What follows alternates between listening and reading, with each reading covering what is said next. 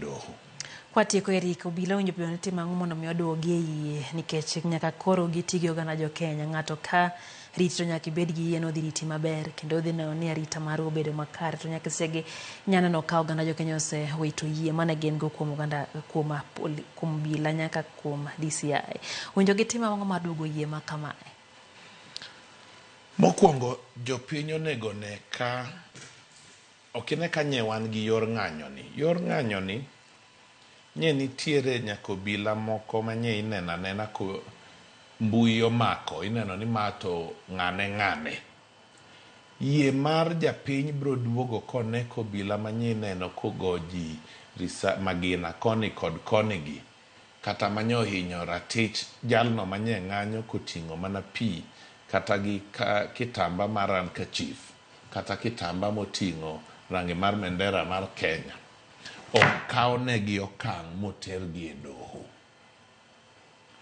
Kendo japiny bro na bedo gi yie gi chia mar wuon piny e wachni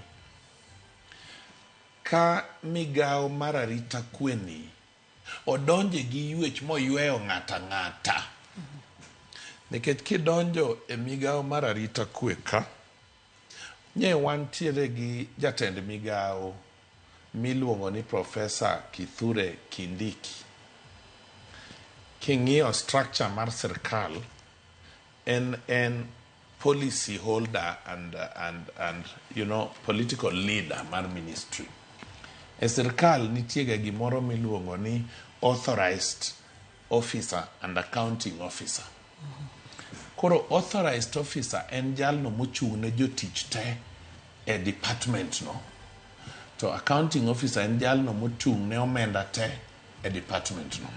Kawuono authorized officer gi accounting officer e migepe sirkal en jagoro mongirore. Kawuono aneno ka nyaka nyithindo moke ng'anyo karachuonyo Kindube. Nachiel kuom rowere manyonegi Denzel Omondi wuok karachuonyo. Aneno nyithindo ge ng'anyo mamuole yo karachuonyo kucho. Wan gi jagoro mongirore mar arita kwe ma bende wuok e pinywa mar onagi, wuok e karachuonyo. Koro chopo kama koro iwacho ni there must be responsibility, there must be consequences. Jopiny dwa neno overhaul mar security sector. Nyise golo minister, PS ni kure, ogai mar police odhi, to jolup ne odong' te. Koro japiny bro na mor ka jogi owuok te, ochak manyien, to jomogol gi be ok ogol gi agola ni gin dala wachak waromo kodgi. Oyawonegi file gin e court. Mane ka japiny bro chako duoko yiene mos. Ok en yie moselal alanda. Ok inyal duoke gi ndalo ariyo.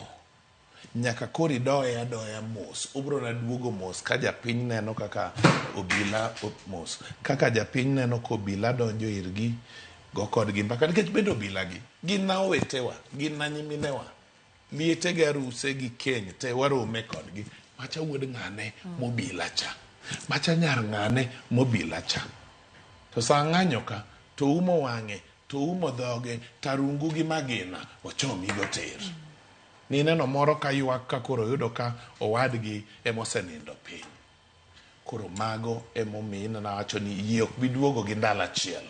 But yie onego wuogi ni waneno ka wuon piny ochako adier. Gi ywech mondo ywe jogo te manye